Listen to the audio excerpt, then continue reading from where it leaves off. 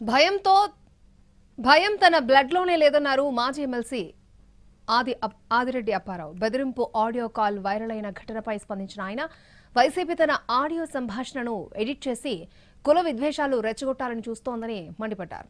దళితులను కించపరిచేలా తాను ఎప్పుడూ మాట్లాడలేదని క్లారిటీ ఇచ్చారు ఆదిరెడ్డి అప్పారావు.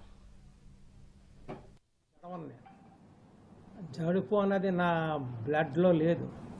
ఏంటిది ఇది? ఆ రోజుని ఎలక్షన్ టైంలోనే చెప్పు తీసి కొడతాను అని చెప్పు తీసి ఇలాగలా చేపించాడు. దానికి టైం వచ్చినప్పుడే నేను దానికి సరైన సమాధానం చెప్తానని ఆగాను.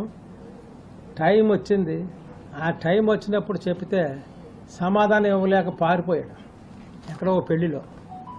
అందు గురించి ఏంటంటే మనం ఏది ఎప్పుడు మాట్లాడాలో అప్పుడే మాట్లాడతాం తప్ప ఏదో కోతి గంతులు వేసినట్టుగా చేయడం మాకు చేతకాని పని.